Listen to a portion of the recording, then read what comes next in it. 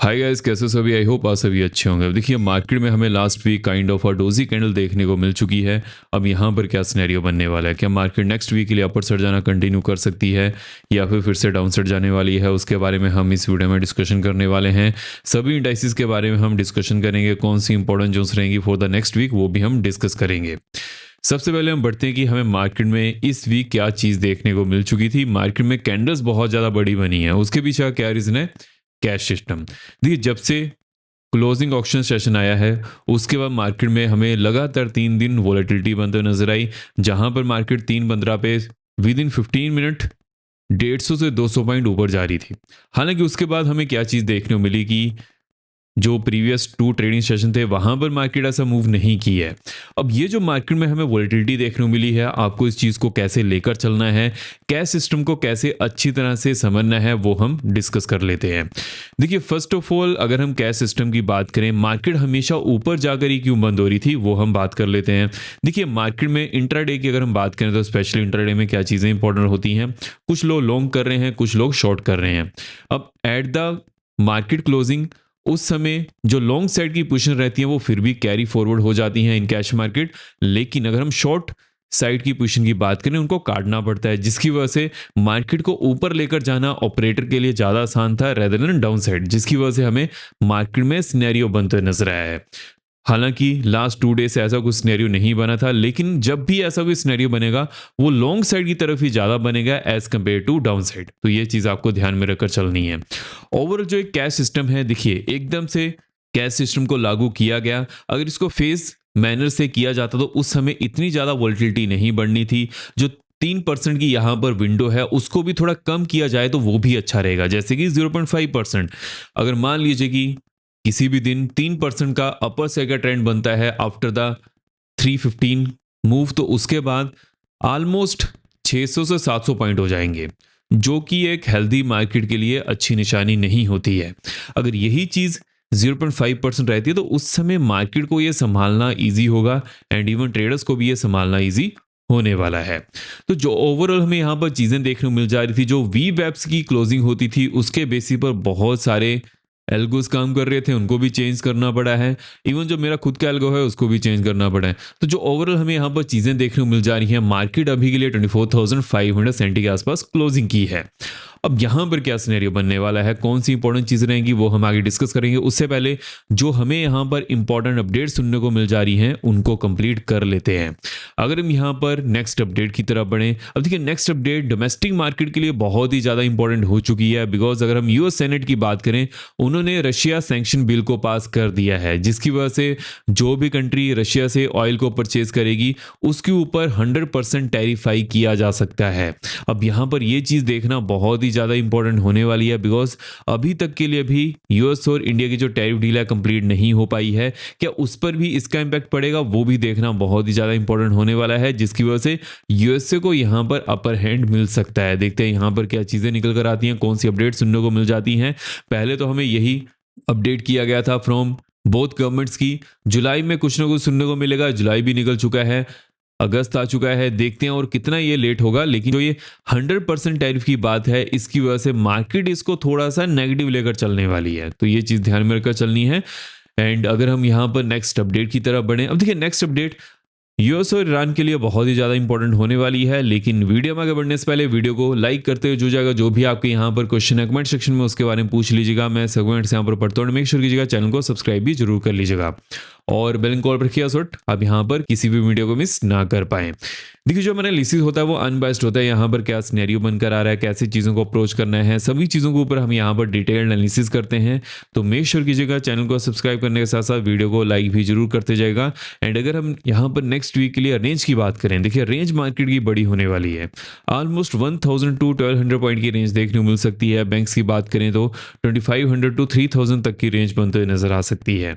अगर हम यहाँ पर नेक्स्ट अपडेट की तरफ बढ़े, अब देखिए जैसे कि जो हमें यहाँ पर चीज़ें देखने को मिल जा रही हैं, ट्रम्प चाहते हैं कि जो ईरान का इशू है जल्दी से जल्दी रिजोल्व हो। एंड साथ ही साथ हमें जो लेटेस्ट अपडेट सुनने को मिल जा रही है, जो यूएस की आर्मी है वो भी यही चीज़ चाहती है, बिकॉज उनके पास ऑप्शन बहुत ज़्यादा लिमिटेड हो चुकी हैं। देखिए, अगर हम यूएस आर्मी की बात करें, वो अकेला अमेरिका को प्रोटेक्ट नहीं करते हैं, अरब कंट्रीज को भी करते हैं, साथ ही साथ जापान को भी करते हैं और भी बहुत सारी ऐसी नेटो कंट्रीज हैं जहाँ पर अमेरिका की आर्मी प्रेजेंट है। अब इसकी वजह से हमें क्या सिनेरियो देखने को मिल जा रहा है, अमेरिकन आर्मी की तरफ से ये कहा गया है कि इस सिचुएशन को जल्दी से रिजोल्व करिए बिकॉज ऑप्शन बहुत ज़्यादा लिमिटेड हो चुके हैं, जिसकी वजह से ईरान को यहाँ पर अपर हैंड मिल सकता है। एंड जब ऑन टेबल बात होगी उस समय ईरान अपनी बातें भी मनवा सकता है। देखते हैं यहाँ पर क्या नेक्स्ट सिनेरियो बनता है। जैसे इसके बारे में कुछ नई अपडेट आएगी वो तो चलिए हम डिस्कस करने वाले हैं। अगर हम यहाँ पर नेक्स्ट अपडेट की तरफ बढ़े, अब देखिए जैसे कि यूएस और चाइना में हमेशा इकोनॉमिक वाइज रेस चली रहती है। अब यहाँ पर क्या चीज़ें देखने को मिल जा रही हैं, चाइना ने मिनरल्स प्रोजेक्ट के ऊपर बहुत पहले से इन्वेस्ट किया रखा था। अभी के लिए यूएसए भी इसके ऊपर ज़्यादा इन्वेस्टमेंट करना चाहता है। उसके पीछे का सिंपली एक रीज़न है बिकॉज अगर हम यहाँ पर फ्यूचर की बात करें, फ्यूचर में ईवी का ज़्यादा यहाँ पर फोकस होने वाला है, जिसकी वजह से अभी के लिए चाइना ईवी मैन्युफैक्चरिंग में और जो भी मटेरियल यूज़ होते हैं उसकी एक्सट्रैक्टिंग में सबसे आगे है। वहाँ पर यूएसए भी होना चाहता है, तो ये चीज़ हमें यहाँ पर देखने को मिल जा रही है। एंड अगर हम ओवरऑल यहाँ पर मिनरल्स की बात करें, अफ्रीकन कंट्रीज में भी बहुत ज़्यादा हैं एंड जो रशिया के साथ लगती कंट्रीज हैं वहाँ पर भी बहुत ज़्यादा है। और दोनों साइड चाइना का यहाँ पर ज़्यादा दबदबा है। देखते हैं यहाँ पर यूएसए की तरफ से क्या सिनेरियो बनता है। जैसे इसके बारे में कुछ नई अपडेट है कि वो तो चलिए हम डिस्कस करने वाले हैं। अगर हम यहाँ पर नेक्स्ट अपडेट की तरफ बढ़े, देखिए ट्रम्प ने 15% टैरिफाई किया है on chips material to counter China. अब देखिए यहाँ पर एक चीज़ के ऊपर हमेशा फोकस करना है। चाइना की बात करें, बहुत सारी ऐसी इलेक्ट्रॉनिक चीज़ें हैं जहाँ पर चाइना नंबर 1 पर है, जिसकी वजह से अमेरिका को भी उससे सामान लेना पड़ता है।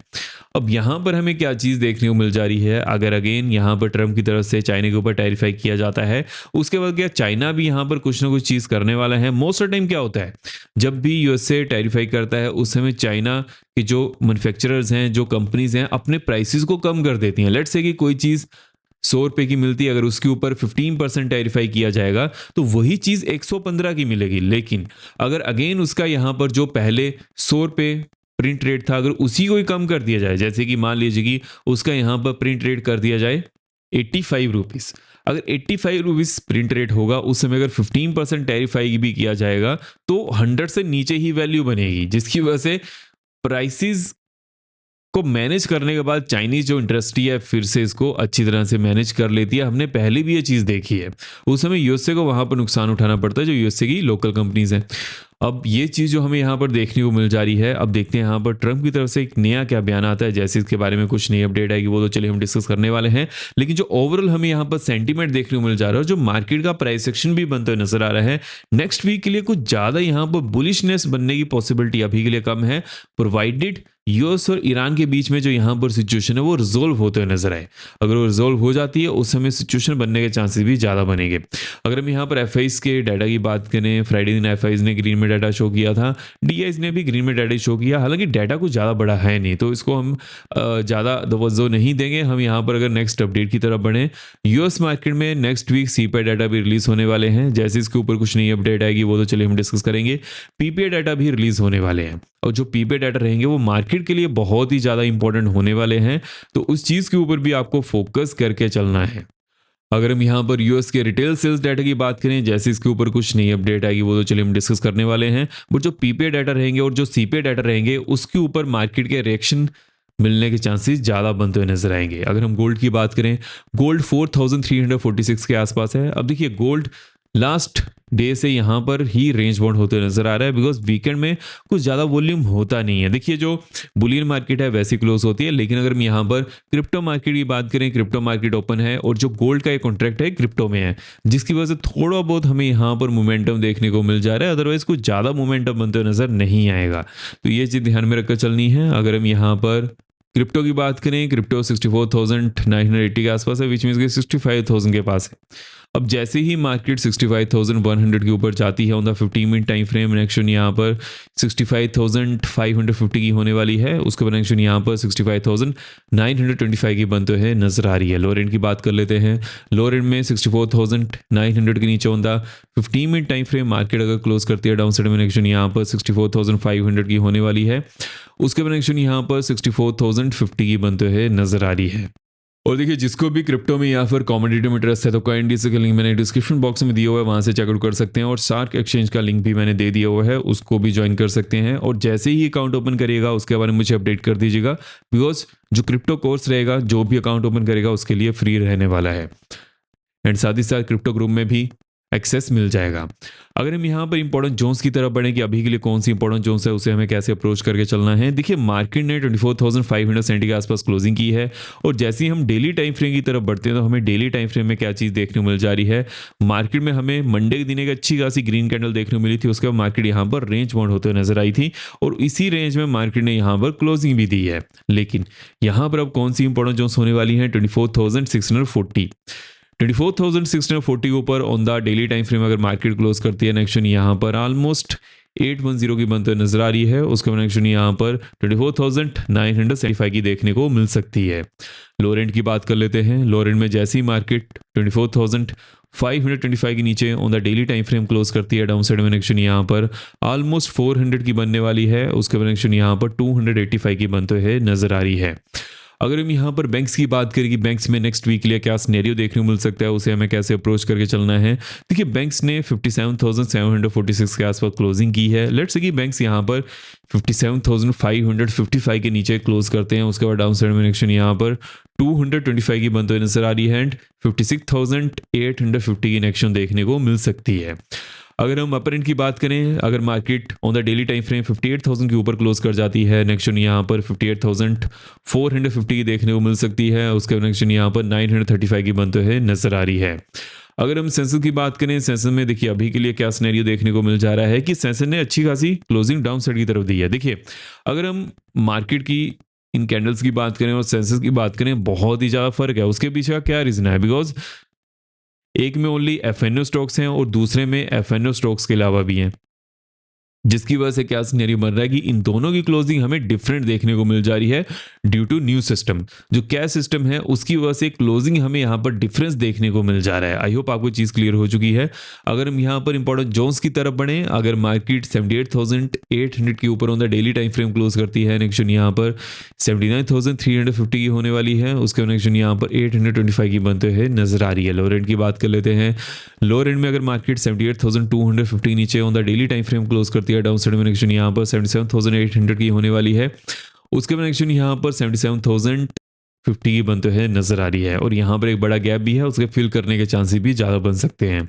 अगर हम मिड कैप की बात करें, देखिए मिड कैप 14,875 के आसपास क्लोजिंग किया है और ऑल टाइम हाई के पास है। अब यहाँ पर जब भी हमें कोई सिनेरियो देखने को मिल जा रहा है इन मिड कैप, तो उसकी वजह से मार्केट में मोमेंटम भी अच्छा मिल रहा है। देखिए एक बहुत ही ज़्यादा इंपॉर्टेंट क्वेश्चन है। अमेरिकन मार्केट की बात करें तो ऑल टाइम हाई के पास है, हमारी मार्केट की बात करें तो ऑल टाइम हाई से नीचे है। लेकिन उसी समय अगर हम यहाँ पर मिड कैप की बात करें तो mid cap all time high के पास है।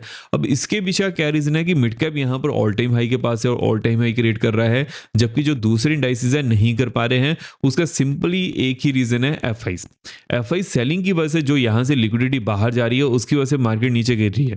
अगर वही लिक्विडिटी फिर से मार्केट में आएगी, डोमेस्टिक मार्केट में आएगी, इंडियन मार्केट में आएगी, फिर से मार्केट वैसे ही फ्लरिश करने वाली है।